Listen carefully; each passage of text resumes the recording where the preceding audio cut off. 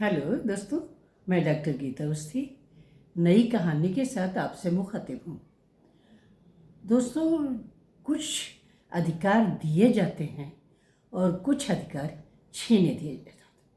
जो अधिकार छीन लिए जाते हैं, आज मैं उनका जिक्र करूँगी इस कथानक में जुड़ी हुई कहानी। ये कथानक कुछ ऐसे ही अधिकारों के बारे में बताता है जो छीन के लिए गए। अपने आप जो अधिकार दिए जाते हैं वो संतुलित होते हैं, लेकिन जो अधिकार छीन के लिए जाते हैं उनकी कोई सीमा नहीं होती। कहानी प्रस्तुत है अधिकार छीने हुए। अनुष्का अभी अभी अपनी फ्रेंड्स के साथ मूवी देखने गई थी। बड़ी मुश्किल से उसे परमिशन मिली थी। मैं उसका फ्रेंड्स के साथ मूवी जाना गलत तो नहीं मानती थी, पर संयुक्त परिवार में सास ससुर जेठ देवर के साथ रहते हुए अनुमति देने की हिम्मत भी नहीं थी। इसलिए मैंने उसके अनुमति मांगने पर ससुर जी के पास भेज दिया था। ससुर जी ने पूरी पूछताछ की थी, कौन सा शो, कौन कौन जा रहा है, कौन सी मूवी है, कैसे जाओगी वगैरह। संतुष्ट होने के बाद अनुमति देती थी। साथ ही देवर को हिदायत भी, बच्चियों को सिनेमा हॉल तक पहुंचा देना और वापसी में ले भी आना। वापस आकर उसने मेरे सामने अपने माथे को पीटा था। हे भगवान, कैसे घर में पैदा हुई हूँ मैं ज़िंदगी में कभी भी कुछ नहीं कर पाऊंगी। सारे बंधन मेरे लिए हैं। मयंक को तो आप लोग कुछ भी नहीं कहते, अकेले घूमा करता है। मैं चुप रही थी। क्या कह सकती थी कि समाज के घर के कायदे ही ऐसे हैं। शायद कुछ हद तक ठीक भी हैं। आती नहीं होनी चाहिए बस। सूट पहनकर अनुष्का मेरे सामने आकर खड़ी हो गई थी। ठीक है, यह साड़ी पहनूं? मैं मुस्कुरा दी थी। अनुष्का पैर पटकती हुई चली गई थी। बाहर उसकी सहेलियों के हंसने की, खिलखिलाने की आवाज़ें आ रही थीं। अनुष्का के जाने के बाद मैंने किचन समेटना शुरू कर दिया था ताकि बाथरूम में पड़े कपड़ों तक पहुंच सकूं। तभी सासू माँ की आवाज़ सुनाई दी थी, काजल जरा सिर में बाम तो मल दे, सिर में बहुत दर्द हो रहा है। मैं बाम की शीशी उठाकर चल दी थी। अनुष्का होती तो उसे भेज देती। थोड़ी देर तक सासू माँ का सिर दबाकर मैं कपड़े धोने बाथरूम में पहुँच गई थी। घर की छोटी बहू होने के कारण घर की लगभग पूरी जिम्मेदारी मुझ पर आ जाती थी। देवर की शादी अभी नहीं हुई थी और जिठानी का पद घर में सास के बाद द्वितीय स्थान पर था। कमरे में गई थी तो मन थका थका सा लग रहा था, सो म्यूजिक चला दिया था। रितेश के कपड़े यहाँ वहाँ फैले पड़े थे। उनको ऑफिस जाते समय कपड़े यहाँ वहाँ फैलाने की आदत थी, हमेशा यही करते हैं। मैं बाद में बड़बड़ाती हुई सब ठीक करती रहती हूँ। मयंक भी बिल्कुल अपने पापा पर गया है। सारी आदतें वही हैं। मयंक का कमरा वो हफ्ते में बस एक बार ठीक करती। शाम को किचन में पहुंची थी तो जिठानी ने कहा था, भिंडी काट लेना काजल, बाबूजी के लिए, वो तुम्हारे जेठ जी के लिए निमोना बना लेते हैं। चलो दोनों मिलकर हरे चने छीन लेते हैं। बातें करते करते भी उसका ध्यान अनुष्का के बिगड़े हुए मूड पर जा रहा था। पता नहीं मूवी एंजॉय कर पाई होगी या नहीं। कभी कभी ही तो वो फ्रेंड्स के साथ जा पाती है। हालांकि वो घर में अकेली लड़की है, पर पाबंदियां लगाई जाती हैं। जेठ जी को कोई बच्चे नहीं हैं। जिठानी इन्हीं दोनों को अपना बच्चा मानती हैं। जेठ जी इंटर कॉलेज में व्याख्याता हैं, एक आध साल में रिटायर हो जाएंगे। घर में खेत बागान वगैरह हैं, बाबूजी कभी कभी जाकर देख लेते हैं, वरना काम करने वाले करते रहते हैं। देवर तहसील में बाबू हैं, मयंक इंटर में पढ़ रहा है, रितेश इंजीनियर हैं। उनकी पदस्थापना पास के शहर में इरिगेशन डिपार्टमेंट में है। अनुष्का राजनीति शास्त्र में पोस्ट ग्रेजुएशन कर रही है, फाइनल ईयर है। जिठानी की आवाज़ सुनाई दी थी, कहाँ खोई हो काजल? 2 बार बोल चुकी हूँ, चने मिक्सी में पीस लो, नहीं तो लाइट चली जाएगी। मैं यंत्रवत उठी थी और मिक्सी चलाने लगी थी। खाना बनने के पहले ही अनुष्का आ गई थी। खुश थी, देखकर अच्छा लगा, वरना कॉलेज जाने के अलावा उसकी कोई आउटिंग ही नहीं थी। अनुष्का ने मुंह हाथ धोकर चेंज कर लिया था और फिर रसोई में आ गई थी। अनुष्का हम दोनों के साथ छोटे मोटे काम करवाने लगी थी और फिर जिठानी ने उसे डाइनिंग टेबल लगाने को बोला था। बाबूजी हमेशा बरामदे में पट्टी पर बैठकर ही खाते थे। बाकी लोग बारी बारी से डाइनिंग टेबल पर आते थे। रितेश थोड़ी देर में आ पाते थे, इसलिए लेट खाना खाते थे। सबसे अंत में मैं वो जिठानी साथ में बैठकर खाना खाते थे। वो अनुष्का परोस देती थी। सुबह का खाना टुकड़े टुकड़े में मैनेज होता था। रात को मैं थोड़ी देर के लिए अनुष्का के बेडरूम में चली गई थी। वो लेट कर छत निहारती हुई दिखी थी। मैं उसके सिरहाने बैठ गई थी। मैंने कहा था, कुछ पाबंदियां लड़की के हित के लिए उस पर लगाई जाती हैं। घर वालों का इरादा बुरा नहीं होता। उसने कहा था, मैं समझती हूँ, और आंखें बंद कर ली थी। जब उसने बहुत देर तक आंखें नहीं खोली थी तो मैं उठकर चली आई थी। रात सो नहीं पा रही थी। निकेत का चेहरा बार बार आंखों के सामने घूम रहा था। उसके शब्द कानों में आज भी गूंज रहे थे। काजल, थोड़ी सी हिम्मत कर लो, हम हमेशा हमेशा के लिए मिल जाएंगे। काजल ने स्पष्ट मना करते हुए कह दिया था कि मैं बाबूजी को कोई कष्ट नहीं दे सकती। माँ के जाने के बाद एक मैं ही उनका सहारा हूँ। भैया पहले ही दूसरे शहर में जाकर बस गए हैं। वो जहाँ चाहेंगे मैं वहीं शादी कर लूँगी। निकेत ने बार बार कहा था कि आखिर मुझे में कमी क्या है। नौकरी आज नहीं तो कल मिल ही जाएगी। अगर नहीं भी मिली तो घर का बिजनेस इतना बड़ा है कि हम भूखे नहीं रहेंगे। आखिर हम दो भाई ही तो हैं। वैसे भी तुम्हारी शादी के बाद बाबूजी का क्या होगा? तो काजल बोली थी कि भैया उनको ले जाएंगे। सिर्फ मेरी शादी की जिम्मेदारी से वे बचना चाहते हैं। एक रिश्तेदार के माध्यम से रितेश के साथ रिश्ते की बात चली थी और बात बन गई थी। उसने निकेत के चेहरे को धुंधला कर नया चेहरा बनाने की कोशिश की थी। निकेत के साथ न जाने कितने सपने देखे थे कि हर शनिवार की शाम देर रात तक वोटिंग किया करेंगे, खाना दोनों साथ मिलकर बनाया करेंगे, संडे लंच बाहर करेंगे और लॉन्ग ड्राइव पर निकला करेंगे। हम बारिश में भीगेंगे भी साथ साथ, बड़ा मज़ा आएगा। समय मिलने पर हम अपने लॉन में जमीन पर बैठकर बीते पलों को याद किया करेंगे। अब रितेश के साथ बसाई गई गृहस्थी में हम जीवन साथी हैं। भले ही हम हमराज व हम सफ़र न हो, कोई कष्ट नहीं था। एक दूसरे के सुख दुख में खड़े रहते हैं, जिसमें परिवार का सुख दुख भी शामिल है। परिवार में एकता है। सब पद के अनुसार एक दूसरे का सम्मान करते हैं।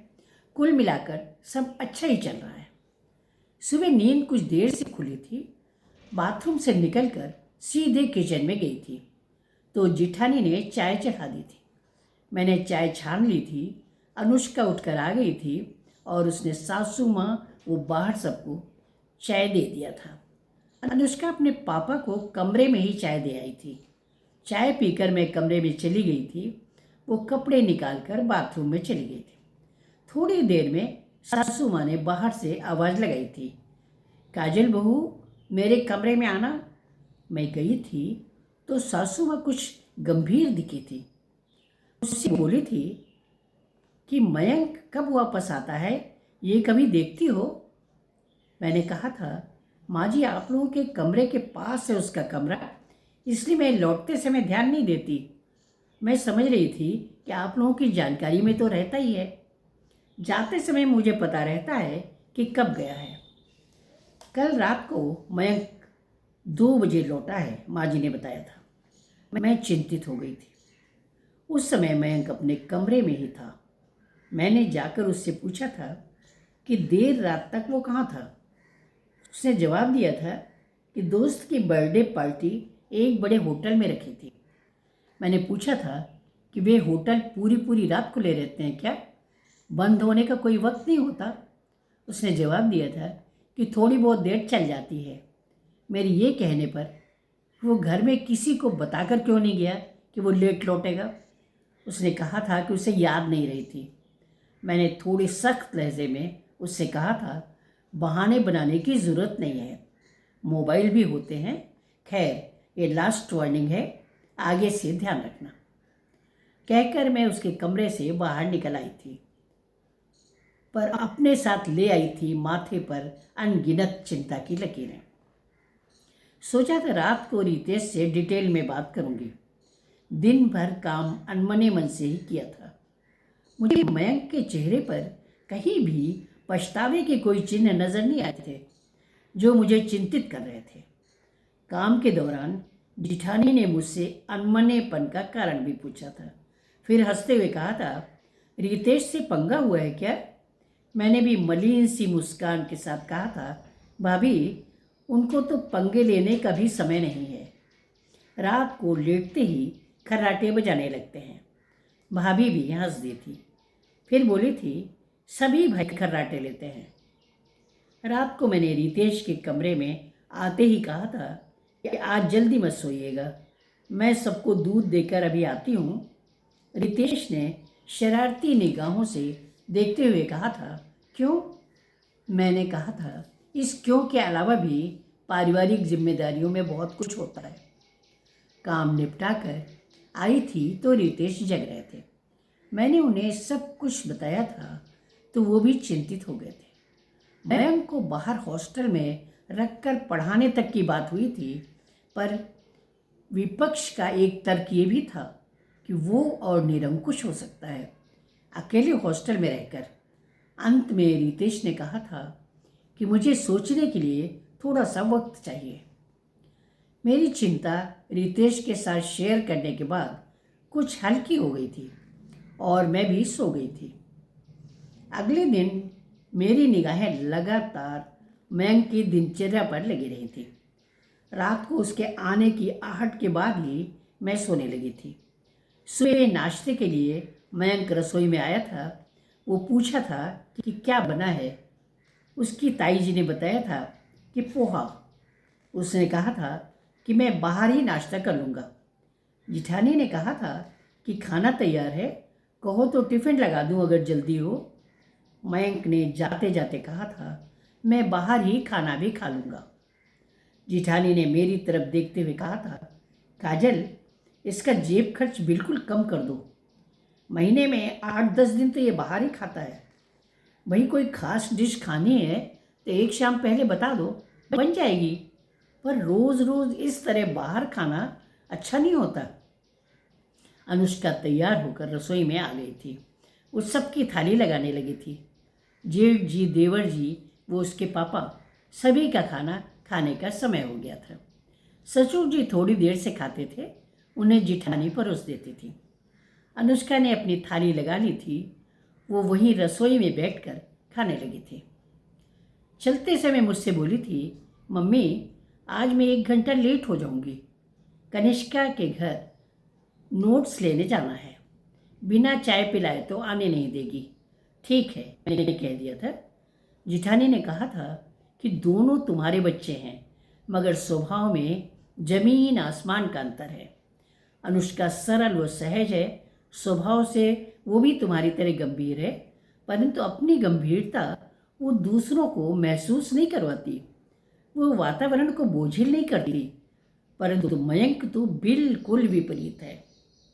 ऐसा गंभीर वातावरण तो परिवार में तब भी नहीं बनता जब बाबूजी किसी मसले पर घर में सबके साथ बैठकर बात करते हैं। मैं चुपचाप बैठी जिठानी की बातों पर मनन करती रही थी। कितना सच कहती हैं जिठानी। वैसे तो स्वभाव से मैं वो रितेश दोनों ही गंभीर हैं, पर इतने भी नहीं कि असहज लगें। मयंक से जुड़ी घटनाएं मुझे लगातार चिंतित कर रही थी। वो तो अनुष्का के साथ ही इतना सहज नहीं है जितने आमतौर पर भाई बहन होते हैं। अनुष्का से भी वो बॉस की तरह ट्रीट करता है, परंतु अनुष्का को भाई का प्यार, वो परिवार के बुजुर्गों का लिहाज शिकायत करने से रोक लेता है। खाना खाते समय बाबूजी का चेहरा भी मैंने गंभीर देखा था। शायद वे सोच रहे होंगे कि उनके अपने बच्चे तो इतने अनुशासित, विनम्र व सामाजिक हैं, फिर ये बच्चा ऐसा कैसे। शाम को अनुष्का वक्त पर आ गई थी। वो आकर उसने मयंक के बारे में पूछा था। मैंने उससे पूछा था कि कोई ख़ास बात है क्या, क्यों पूछ रही है मयंक को। वैसे भी इस वक्त वो कभी नहीं आता। अनुष्का ने आंख में आंसू भरकर कहा था, मम्मी मैं कभी कुछ कहती नहीं, पर मयंक के रंग ढंग अच्छे नहीं हैं। मेरी फ्रेंड्स उसके बारे में जाने क्या क्या कहती हैं। आप लोग लड़का है सोचकर पूरी छूट देती हैं। कहीं कोई अंकुश नहीं। आज शहर के एक हिस्से में दंगा हो गया है, दो समुदायों के बीच में। पता नहीं मयंक कहाँ होगा। मैंने जाकर बाबूजी को ये सूचना दी थी। वे चिंतित हो उठे थे और उन्होंने अपने तीनों बेटों को फ़ोन किया था। थोड़ी देर में जेठ जी व देवर जी आ गए थे। वो मोटरसाइकिल लेकर निकल गए थे। रात हो चुकी थी, अंधेरा गहराता जा रहा था, साथ ही मेरे मन का अंधेरा भी बढ़ता जा रहा था। सासू माँ बाहर की देहरी पर जाकर बैठ गई थी, उदास, चिंतित। उन्होंने सुबह से खाना भी नहीं खाया था, क्योंकि मयंक बिना कुछ खाए घर से निकल गया था। उनका कहना था कि उसके आने के बाद ही साथ में खाना खाएंगे। हम लोग उनको लेकर भी चिंतित थे, क्योंकि वे डायबिटिक थीं। रितेश आ गए थे और सासू माँ से कुछ देर बात करके खाना खाने को कहा था। फिर स्कूटर लेकर निकल गए थे। बीच बीच में रितेश का फ़ोन आ रहा था कि उन्होंने उस इलाके की पुलिस को भी कांटेक्ट किया है, वे कोई खबर मिलने पर बताएंगे। पुलिस को फ़ोटो वगैरह दे दी है। देवर और जेठ जी ने सभी तालाब, अस्पताल वो पुलिस स्टेशन देख लिए थे। पूरी रात ढूंढने के बाद लगभग सुबह 4 बजे सभी वापस घर आ गए थे। रितेश ने मयंक के सभी दोस्तों के घर जाकर पता लगाया था, तो पता चला था कि उसके एक दो दोस्त भी घर नहीं लौटे थे। मन में एक आशा सी जगी थी कि चलो कुछ बच्चे तो साथ में हैं। मैं अपने बेडरूम में जाकर निढाल सी लेट गई थी। माथा शून्य हो रहा था। अनुष्का व जिठानी आकर मेरे सिरहाने बैठ गई थी। वो मेरे माथे पर हाथ फिराने लगी थी। मेरी आंखों से अविरल गति से आंसू बह रहे थे। रितेश सूनी सूनी आंखों से कमरे की छत निहार रहे थे। अनुष्का अपने आंसू बीच बीच में पोंछती जा रही थी और जिठानी हम दोनों के आंसू पोंछती जा रही थी। रात भीग गई थी। सवेरे सब थके थके से उठे थे। जिठानी ने चाय बनाई थी। अनुष्का ने सबको चाय दी थी। तीनों लोगों ने अपने अपने ऑफिस से छुट्टी ले ली थी। हल्का सा नाश्ता करके ये लोग फिर से मयंक को ढूंढने निकल पड़े थे। सासू जी जाकर फिर से देहरी पर बैठ गई थी, निर्निमेष राह तकती हुई। ऐसा लगता था कि आसपास की कोई बात वो न सुन पा रही हैं और न समझ पा रही हैं। ससुर जी ड्राइंग रूम में बैठकर पेपर पलट रहे थे। अनुष्का सासू जी के पीछे जाकर खड़ी हो गई थी। रात का पूरा खाना उठाकर फेंक दिया गया था। सुबह नाश्ते में जिठानी ने पराठे सेके थे, क्योंकि कल भी किसी ने खाना नहीं खाया था। जिठानी स्वयं भी बहुत चिंतित थी, पर सबको संभाल रही थी। मैं जाकर पलंग पर लेट गई थी और मयंक एक फिल्म की तरह मेरी आंखों के आगे घूम रहा था। मैं अपनी समीक्षा अपने आप कर रही थी। क्या मैंने अपने माँ के रोल के साथ न्याय किया था? Excess of everything is bad. मैंने शायद अनुष्का पर अंकुश ज़्यादा कस कर रखा था और मयंक को ढील ज़्यादा दे दी थी। सिर्फ मैंने ही क्या, शायद पूरे परिवार ने उसे अनुचित लाड़ दिया था। परिणाम सामने है। पढ़ने तो सबके बच्चे जाते हैं, पर सब ऐसे तो नहीं होते। अचानक अनुष्का चिल्लाई थी, मम्मी मयंक आ गया। मैं उठकर दौड़ी थी तो देखा था कि बाहर रिक्शे से मयंक एक लड़की के साथ उतर रहा था। लड़की की मांग में सिंदूर था। पीछे पीछे मोटरसाइकिल पर जेठ जी और देवर जी आ रहे थे। ससुर जी भी ड्राइंग रूम के दरवाजे पर उठकर खड़े हो गए थे। जिठानी उठकर रिक्शे के पास गई थी और मयंक को एक तरफ बुलाकर पूछा था कि ये लड़की कौन है और क्यों आई है। मयंक ने उनसे कहा था कि अब ये आपकी बहू है। अगर आप लोगों को स्वीकार न हो तो हम नीरजा के घर में रह लेंगे। नौकरी करती है और अकेली यहाँ रहती है। आप सबसे बात कर लीजिए और मुझे फैसला बताइए। जिठानी ने सासू माँ को, वो मुझे तथा अनुष्का को ड्राइंग रूम में बुलाया था। ससुर जी, जेठ जी व देवर वहाँ पर पहले से ही बैठे थे। अनुष्का ने अपने पापा को फ़ोन पर मयंक के आने की सूचना दे दी थी और वे भी आ गए थे। आपसी बातचीत के बाद ये तय किया गया था कि अब उन लोगों को स्वीकार कर लेना ही बुद्धिमानी है। तमाशा करने से कोई फ़ायदा नहीं है। द्वार पूजन के बाद सासू माँ ने दोनों को प्रवेश की अनुमति दे दी थी।